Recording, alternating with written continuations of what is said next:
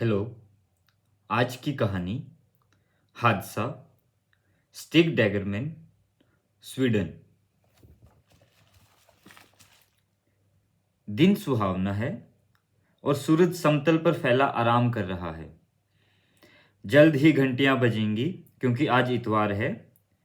एक जोड़ा गेहूं के खेतों के बीच दो युवाओं ने ऐसी राह पाई है जिस पर वे पहले कभी नहीं चले, और मैदान के तीनों गांव की खिड़कियों के पल्ले चमक रहे हैं। किचन टेबल पर लगे आईनों में मर्द दाढ़ी बनाते हैं और औरतें ब्रेड काटती हैं एवं कॉफ़ी बनाती हैं, तथा बच्चे अपने जैकेट के बटन लगाते फर्श पर बैठे हैं। यह एक काले दिन की खुशनुमा सुबह है, क्योंकि इस दिन तीसरे गांव में एक खुश आदमी के द्वारा एक बच्चे की हत्या होगी। अभी बच्चा फर्श पर बैठा है और अपनी जैकेट के बटन लगा रहा है, और मर्द शेव करते हुए कहता है, आज वे नदी में नौका विहार करेंगे। और औरत धीमे सुर में गुनगुनाती है और ताजी कटी ब्रेड नीले रंग की प्लेट पर देती है। रसोई पर कोई छाया नहीं पड़ रही है, फिर भी जो आदमी बच्चे को मारेगा वह पहले गांव में एक लाल गैस पंप के पास खड़ा है। जो आदमी कैमरे से देख रहा है वह खुश है, और कांच से उसे एक छोटी नीली कार दिखती है, तथा कार की बगल में एक लड़की जो हंस रही है। जिस समय लड़की हंस रही है, आदमी सुंदर तस्वीर लेता है। पंप का आदमी गैस टैंक का ढक्कन कसता है और कहता है, उनका दिन अच्छा गुजरे। लड़की कार में बैठ जाती है, और जो आदमी बच्चे को मारने वाला है अपनी पॉकेट से अपना बटुआ निकालता है और कहता है कि वे समुद्र जाएंगे और एक नाव किराए पर लेंगे तथा बहुत दूर नाव लेकर जाएंगे। आदमी जो कह रहा है उसे सामने की सीट पर बैठी लड़की खुली खिड़की से सुनती है, अपनी आंखें बंद करती है, और जब वह ऐसा करती है वह समुद्र को और नाव में उस आदमी को अपनी बगल में देखती है। वह आदमी दुष्ट नहीं है, वह संतुष्ट और खुश है, और कार में बैठने के पहले वह एक क्षण के लिए रेडिएटर के सामने खड़ा होता है जो सूरज की रोशनी में चमक रहा है, और वह चमक गैस की गंध और जंगली चेरी का मजा लेता है। कार के ऊपर कोई छाया नहीं है और चमकते बम्पर पर कोई डेंट नहीं है, और वह खून से लाल नहीं है। लेकिन उसी समय जब पहले गांव में आदमी अपनी बाईं ओर का दरवाजा बंद करता है और कार स्टार्ट करता है, तीसरे गांव में किचन में औरत अपना कबर्ड खोलती है और पाती है कि चीनी नहीं है। बच्चा, जिसने अभी अभी अपनी जैकेट के बटन बंद किए हैं और जूतों के फीते बांधे हैं, सोफे पर घुटनों के बल खड़ा पेड़ों के बीच से टेढ़ी मेढ़ी बहती नदी तथा उसके तट की घास पर पड़ी काली छोटी नाव देख रहा है। मर्द जो अपना बच्चा खो देगा शेविंग खत्म कर चुका है और अपना आईना मोड़ रहा है। टेबल पर कॉफी के कप हैं, ब्रेड, क्रीम और मक्खियां हैं।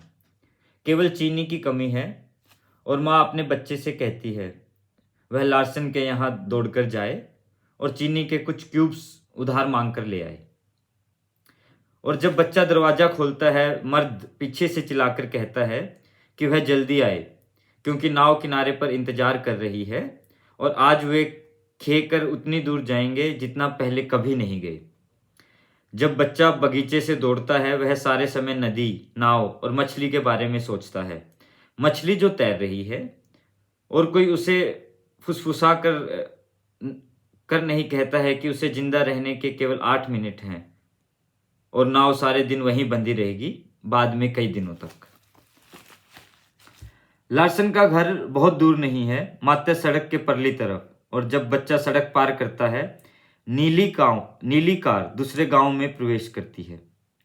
यह एक छोटा सा गांव है, छोटे छोटे लाल घरों वाला, जिसके लोग ताजे सोकर उठे हैं और रसोइयों में अपनी कॉफी के साथ बैठे हैं, और झाड़ियों के पार से धूल का एक बड़ा गुबार अपने पीछे छोड़ती कार जाती देखते हैं। कार बहुत तेज जा रही है, और उसमें बैठा आदमी सेब के पेड़ देखता है और ताजे पुते टेलीफोन के खंभों को भूरी छाया की भांति पार होते देखता है। ग्रीष्म खिड़कियों से बहता है। वे गांव से निकल आए और सड़क के बीच से मजे में जा रहे हैं, सुरक्षित और अकेले, अभी तक। चौड़ी नरम सड़क पर अकेली कार ड्राइव करने में मजा आता है और समतल सड़क पर इसका मजा और बढ़ जाता है।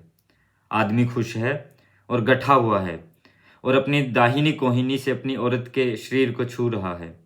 वह दुष्ट आदमी नहीं है। वह तेजी से समुद्र की ओर जा रहा है। वह एक चींटी को भी नुकसान नहीं पहुंचा सकता, पर जल्दी ही वह एक बच्चे की हत्या करेगा।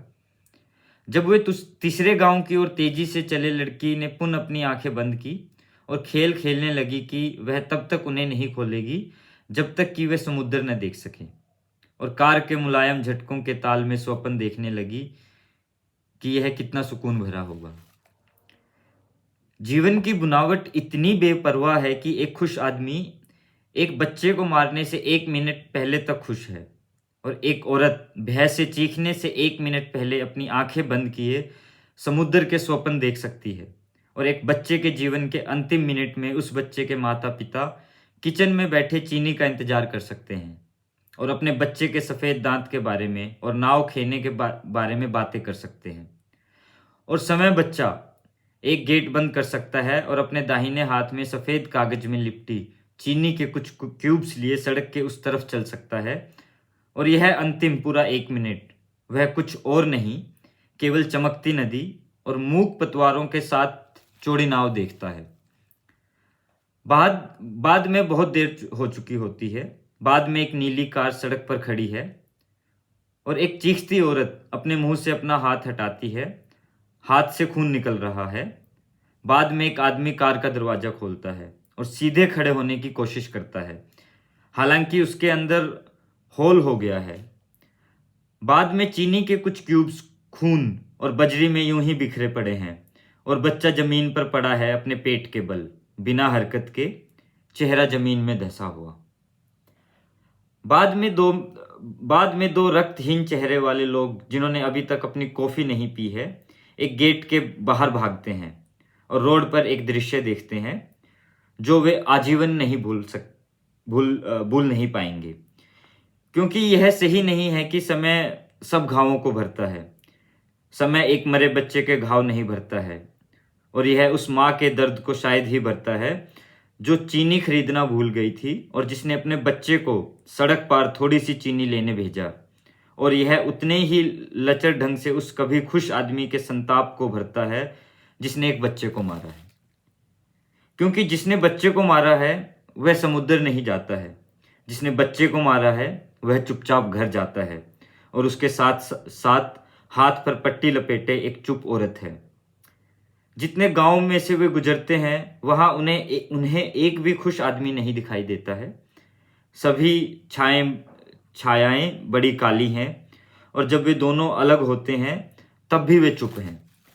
और आदमी जिसने बच्चे की हत्या की है वह जानता है कि यह नीरवता उसकी दुश्मन है, और उसे अपने जीवन के बरसों लग जाएंगे उसे हराने में, चिल्ला चिल्ला कर यह कहने में कि यह उसकी गलती नहीं थी। लेकिन वह जानता है कि यह झूठ है।